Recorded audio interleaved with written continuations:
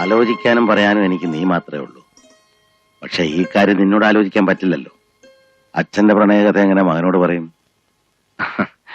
എങ്കിലും ഇപ്പൊ ചോദിക്കാണ്, നിനക്കവരെ ഇഷ്ടായോ? ഇഷ്ടായി. പിന്നെ എന്റെ ഇഷ്ടത്തിനോട് എന്താ അർത്ഥം? അർത്ഥമുണ്ട്. അവരോട് നിനക്ക് ഇഷ്ടക്കേട് തോന്നിയാൽ ക്രമേണ അത് എന്നിലേക്കും പകരും. എനിക്ക് നീ നഷ്ടമാകരുത്, നിനക്ക് ഞാനും. അത് ഞാൻ ജീവിച്ചിരിക്കുമുണ്ടാവില്ല. നീ മാത്രം എന്നെ കുറ്റപ്പെടുത്തരുതെന്ന് ഞാൻ ആഗ്രഹിച്ചിരുന്നു. നിനക്കറിയാം, ഒരുപാട് അപമാനവും വേദനയും സഹിച്ചിട്ടുള്ള ഒരാളാണ് ഞാൻ. ദരിദ്രന് കളഞ്ഞു കിട്ടിയൊരു പൊന്നാണയം പോലെയാണ് നിന്നെ എനിക്ക് കിട്ടിയത്. പിന്നെ നീ മാത്രമായിരുന്നു എന്റെ ആശ്വാസം. മറ്റാരെക്കാളും നിന്നെ ഞാൻ സ്നേഹിച്ചു. പക്ഷെ ഇപ്പോ നിനക്ക് വിഷമം തോന്നരുത്. അതിലൊക്കെ കൂടുതലായി ഞാൻ അവരെ സ്നേഹിക്കുന്നു. എനിക്ക് സന്തോഷമുള്ളൂ. എന്നെ പോലെ തന്നെ ധാരാളം അപമാനവും വേദനയും ഒക്കെ സഹിച്ച ഒരു സ്ത്രീയാണ് അവരും. മരണക്കിടക്കിൽ നിന്നാണ് അവരെ എനിക്ക് കിട്ടിയത്. ആത്മഹത്യക്ക് ശ്രമിച്ച ഒരു ആരാധികയുടെ അവസാനത്തെ ആഗ്രഹം എന്ന നിലയിലാണ് ഞാൻ ചെന്ന് കാണുന്നത്. അവരെന്നോട് അവരുടെ കഥ പറഞ്ഞു. മരണമൊഴി പോലെ സത്യവും ശുദ്ധവുമായ വാക്കുകൾ. അവിടെ നിന്നാണ് തുടക്കം. ഇന്ന് ഒരിക്കലും വേർപെടുത്താനാവാത്ത വിധം ഹൃദയങ്ങൾ, ബുദ്ധി, പ്രജ്ഞ എല്ലാം ഒരുങ്ങി ഒന്നായതുപോലെ. നമുക്കല്പം നടക്കല്ലേ?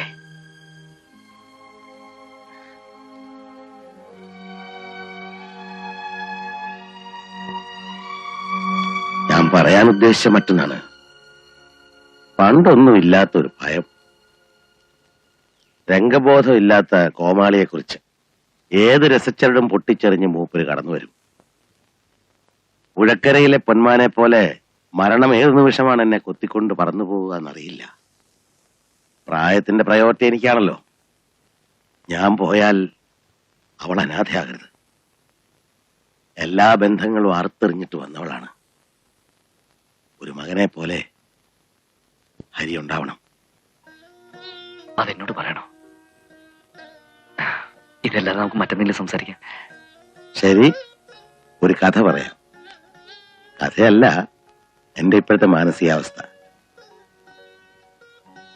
ജീവിതത്തിന്റെ മുന്തിരിച്ചാറ് കുടിച്ച് മതി വരാതെ മകന്റെ യൗവനം കടം ചോദിച്ച ഒരു രാജാവ് ഉണ്ടായിരുന്നു പണ്ട്, യയാതി. വാർദ്ധക്യം ഏറ്റുവാങ്ങി മകൻ തന്റെ യൗവനം അച്ഛന് കടം കൊടുത്തു. ആ സിദ്ധി ഉണ്ടായിരുന്നെങ്കിൽ ഞാൻ നിന്റെ യൗവനം കടം ചോദിക്കുവാൻ.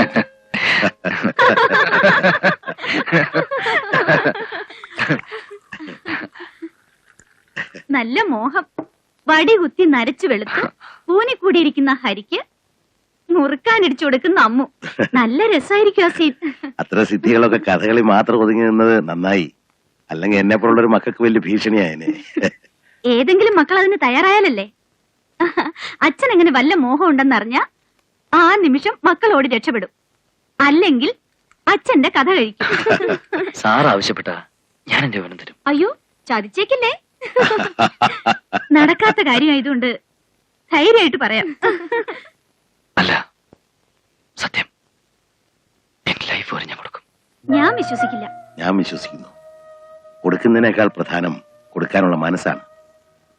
മനസ്സില്ലാതെ കൊടുക്കുന്ന ഭിക്ഷയാണോ? അല്ല. സുധയ്ക്കറിയില്ല ഇവനെ. എനിക്കറിയാം. ഇവനാ മനസ്സുണ്ട്.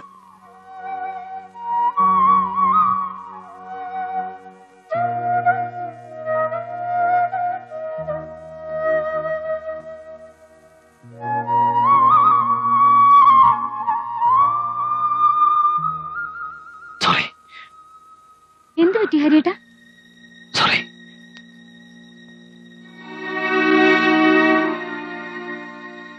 അവനിത്തിരി എമോഷണൽ ആയിപ്പോയി അല്ലേ?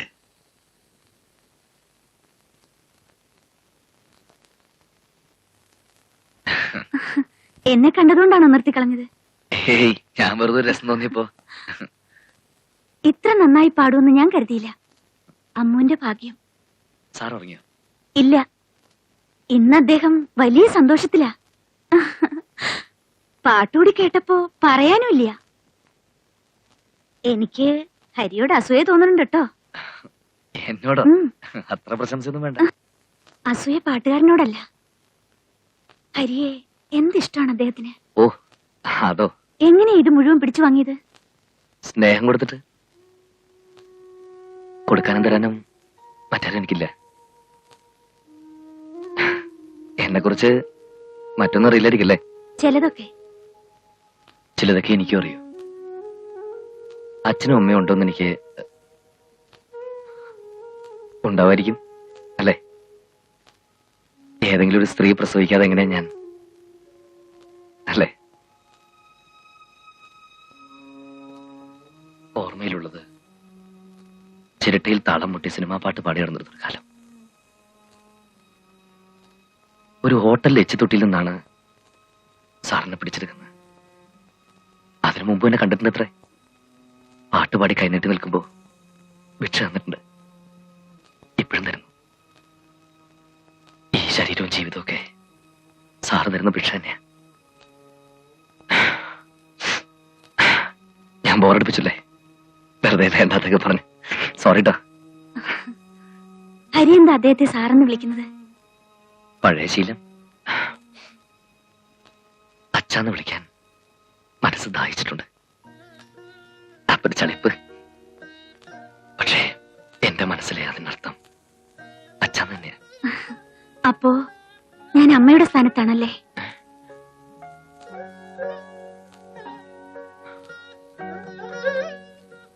കിടന്നോളൂ. Good night. Good night.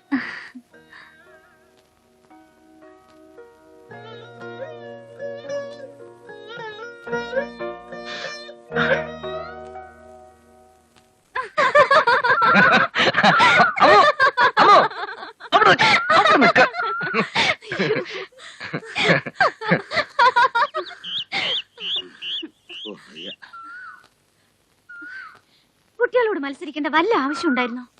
നായ അണയ്ക്കുന്ന പോലെ അണയ്ക്കുന്നു. അതുകൊണ്ട് ഇപ്പൊ എന്തുണ്ടായി? അവരിൽ നിന്ന് നമ്മൾ രക്ഷപ്പെട്ടു, നമ്മളിൽ നിന്ന് അവരും. ആ, അത് ശരി. അപ്പൊ അതായിരുന്നു സൂത്രല്ലേ?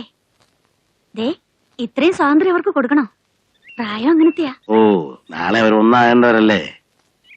സ്നേഹിക്കട്ടു. പിന്നെന്റെ അരി വിവേകമില്ലാത്തതൊന്നുമല്ല. ഒരു സ്വാതന്ത്ര്യം അവൻ ദുരുപയോഗം ചെയ്യില്ല. കാണുന്നില്ലല്ലോ. ദേ, ഒന്ന് ചെന്ന് നോക്കിയാലോ? തനിക്കെന്താ എത്ര അസൂയ? അവരെവിടെങ്കിലും സ്വൈരായിട്ടിരിക്കട്ടെ. എല്ലാ അമ്മായിമാർക്കും ഉണ്ട് ഈ സ്വഭാവം. അമ്മായി അമ്മയോ? അല്ലാതെ ആരാ? ഹരി തന്നെ എന്താ വിളിക്കുന്നേ? ഒന്നും വിളിച്ചിട്ടില്ല. അവൻ ആ കൺഫ്യൂഷനില്ല. അമ്മയെന്ന് വിളിക്കാൻ ഞാൻ സമ്മതിക്കില്ല. എന്നെ അവൻ അച്ഛാന്ന് വിളിക്കുന്നില്ല. എനിക്കില്ലാത്ത സൗഭാഗ്യം തനിക്ക് വേണ്ട. നമുക്ക് ആ സൗഭാഗ്യം അനുഭവിക്കണ്ടേ? അമ്മയാകാൻ ധൃതിയുണ്ടെന്ന് എനിക്ക്. തന്റെ ഒരു അംശം പോലും പങ്കുവെച്ചു പോകുന്ന എനിക്കിഷ്ടമല്ല. നമ്മുടെ മക്കൾക്ക് വേണ്ടി പോലും. പണ്ട് കവിതയിൽ ഭ്രമിച്ചു കിടന്ന കാലത്ത് കുത്തിക്കുറിച്ച് ചില വാക്കുകളുണ്ട്. പ്രിയമുള്ളവളെ, എല്ലാറ്റിനോടും എനിക്ക് പകയോ അസൂയയാണ്. നിന്നെ തലോടുന്ന കാറ്റിനോട്, നിന്നെ പൊതിയുന്ന ഉടയാടകളോട്, നിന്റെ മുടിത്തുമ്പിൽ സുഖം പറ്റുന്ന പൂക്കളോട്, ഒരു കള്ളനെ പോലെ എനിക്കുള്ള ചുംബനങ്ങൾ കവർന്നെടുക്കുന്ന നിന്റെ തലയിണകളോട്. അതെന്നാ ഞാനും പറഞ്ഞു. രണ്ടും കൂടെ.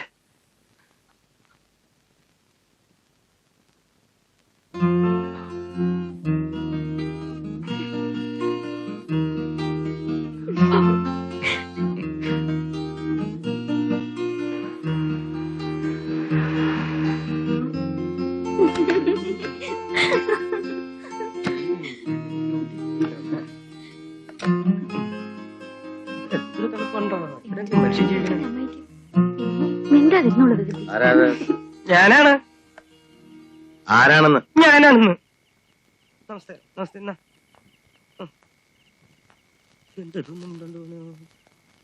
നിങ്ങൾ ആരാണ്? ഈശ്വര, ഇത്ര പെട്ടെന്ന് മറന്നുപോയോ? ദേ, ഇത് ഞാനാ. ആഹാ, ആ, താനായിരുന്നു. ഞാൻ വിചാരിച്ചതോ കള്ളുകൂടിയന്മാരാണെന്ന്. അല്ല, എന്റെ പെട്ടിമേൽക്ക് സൂക്ഷിച്ചു നോക്കണേ. NS വിചാരിക്കും എഴുതി തീർന്ന അധ്യായങ്ങൾ ഇതിലിട്ട് കൊണ്ടുപോകാനാണെന്ന്. സത്യത്തിൽ അതിനല്ല. ഊട്ടിയല്ലേ, പോകുമ്പോ കുറച്ച് മുന്തിരിയോ ആപ്പിളോ വാങ്ങി വീട്ടിലേക്ക് കൊണ്ടുപോകാലോ എന്ന് വിചാരിച്ചു കൊണ്ടുവന്നതാ. ഈ വരിക്കാരൻ എന്ന് വിളിച്ചു ചോദിക്കും, എഴുതി തീർന്നോ എന്ന്. എന്നാ പിന്നെ അവൻ അവന്റെ കുടുംബക്കാരെ കൊണ്ട് എഴുതിച്ചാ പോരെ. ഈ ദോശ വിട്ടെടുക്കുന്ന പോലെ ഒന്നുമില്ലല്ലോ നോവലെഴുത്ത്. സാറ് എഴുതി തുടങ്ങിയിട്ടൊന്നുമില്ലല്ലോ അല്ലേ? എഴുതണ്ട. ഈ വരിക്കാരൊരു പാഠം പഠിപ്പിക്കാൻ പറ്റുമെന്ന് ഞാനൊന്ന് നോക്കട്ടെ. തുടങ്ങി. ആ. 5 അധ്യായം കഴിഞ്ഞു. മാത്രമല്ല ഇത് കഴിഞ്ഞ ഉടനെ മറ്റൊന്ന് തുടങ്ങാൻ പോവാണ്. അയ്യോ, എന്നാ അതും എനിക്ക് തരണേ. ഈസി ബുക്സ് ഒന്ന് രക്ഷപ്പെടട്ടെ. അങ്ങനെ ഈസി ബുക്സ് രക്ഷപ്പെടണ്ട. അരേ, നല്ല ചൂടായിട്ട് ചായ എടുക്കാൻ ചിറ്റമ്മയോട് പറഞ്ഞേ. ഓ.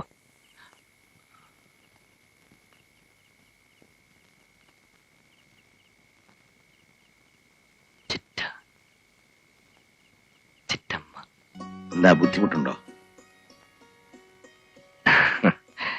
ഇല്ല, ഞാൻ പറയാം.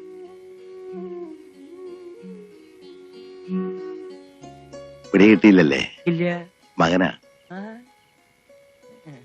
വാ. ചിറ്റേ, ആ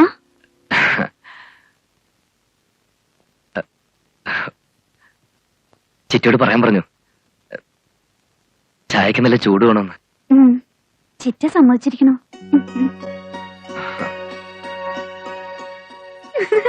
അയ്യേ, എന്താ വിളിച്ച ചിറ്റോ? എന്ന് വെച്ചാൽ എന്താ? എന്ന് വെച്ചാ കുന്തം. എടി, നമ്മളൊക്കെ ചെറിയമ്മേന്ന് വിളിക്കില്ലേ? അതിന് തെക്കോട്ടൊക്കെ ചിറ്റമ്മേന്ന് പറയാ. ചിറ്റ. അമ്മായിന്ന് വിളിച്ചാ മതിയായിരുന്നു. അയ്യടാ, കഴുത.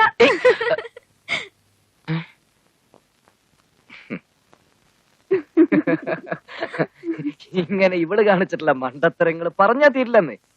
പണ്ടാരോ ഇവളോട് പറഞ്ഞു, ഇവളുടെ ശബ്ദം നല്ലതാണ്, പാട്ട് പഠിക്കണമെന്ന്. 5-6 മാസം ഒരു ഭാഗവതര് തല കുത്തി എന്നിട്ട് സ്വരങ്ങൾ പോലും പഠിക്കാൻ പറ്റില്ലെന്ന്. എന്റെ അടുത്ത് വന്നപ്പോ ഞാൻ പറഞ്ഞു, കുതിരക്കൊമ്പ് പാലിലരച്ച് 3 ദിവസം കഴിച്ചാൽ മതി, അസലായിട്ട് പാടാൻ പറ്റുന്നു. 3-4 കൊല്ലം മുമ്പ് ഒരു ഈ കഴുത കുതിരക്കൊമ്പ് അന്വേഷിച്ച് നടക്കായിരുന്നു. കുതിരക്കൊമ്പ്? കുതിരക്ക് കൊമ്പില്ലെന്ന് ഏത് കൊച്ചുകുട്ടിക്കടി അറിയാത്തത്? കൊമ്പുള്ള ഒരുതരം കുതിരകൾ ഉണ്ടെന്ന് കാര്യമായിട്ടും പറഞ്ഞോണ്ടല്ലേ ഞാൻ വിശ്വസിച്ചത്. കേട്ടോ, ഞാൻ നുണവരണല്ല. ഇവിടെ SLC 3 പ്രാവശ്യം തോറ്റയിലല്ല. 1-ാം ക്ലാസ് മുതൽ 9-ാം ക്ലാസ് വരെയുള്ള പടികളെല്ലാം ചവിട്ടി കയറി 1 കൊല്ലം പോലും തോക്കാതെ ഇവിടെ എങ്ങനെ 10-ാം ക്ലാസ് വരെ എത്തി എന്നുള്ളത് ലോക അത്ഭുതമല്ലേ? മതി ചിരിച്ചത്. ബുദ്ധി ബോധമൊന്നുമില്ല, സമ്മതിച്ചു. അമ്മു, നമ്മൾ വെറുതെ തമാശ പറയണതാ. പറഞ്ഞോളൂ. നിങ്ങൾ ബുദ്ധിയും ബോധമൊക്കെ ഉള്ളവര്. ഹരിയേട്ടൻ പറഞ്ഞൊക്കെ മാത്രമേ അമ്മ വിശ്വസിച്ചിട്ടുള്ളൂ. ആ, ഇനി എന്ത് നുണ പറഞ്ഞാലും വിശ്വസിച്ചെന്ന് വരും. പക്ഷെ അത് ബുദ്ധിയില്ലാത്തോണ്ട് മാത്രമാണെന്ന് വിചാരിക്കരുത് കേട്ടോ. അമ്മോ, അമ്മോ. അയ്യോ, ഇനി എന്താ ചെയ്യാ? ഓ, ഒന്നുമില്ലെന്ന്. ഇതൊക്കെ ഇപ്പൊ തീരും.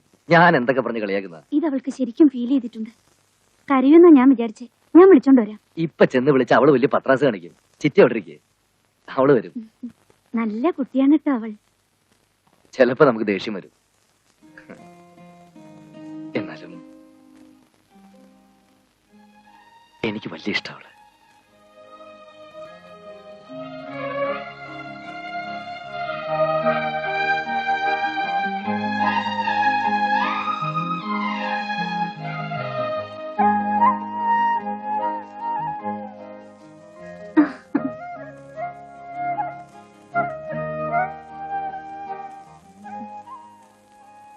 തെളിഞ്ഞിരിക്കുക. അയ്യേ, അമ്മ ഇത്ര മണ്ടിയായി പോയല്ലോ. മണ്ടിയാന്ന് അമ്മായും പറഞ്ഞു തുടങ്ങിക്കോളൂ. ഞാൻ ആ അർത്ഥത്തിൽ പറഞ്ഞല്ല. ഹരി അമ്മൂനെ കളിയാക്കണത് ഇഷ്ടം കൊണ്ടല്ലേ? തിരിച്ചതേപോലെ അങ്ങോട്ട് കളിയാക്കണം. അങ്ങനല്ലേ വേണ്ടത്? വാ, നമുക്ക് എന്തെങ്കിലും കഴിക്കണ്ടേ? എനിക്ക് വേണ്ട. വാശി കളയൂ കുട്ടി. അമ്മൂന് വേണ്ടെങ്കിൽ ഞാനും കഴിക്കണില്ല, ഹരിയും കഴിക്കണില്ല. പട്ടിണി കിടക്കാനാണെങ്കിൽ നമുക്ക് എല്ലാവർക്കും കൂടി കിടക്കാം. എന്താ, ഞങ്ങളെല്ലാം പട്ടിണി കിടാനാ അമ്മൂന് ഇഷ്ടം? വാ, എന്നിട്ട് വാ. അമ്മായിയല്ലേ വിളിക്കണത്? വാ.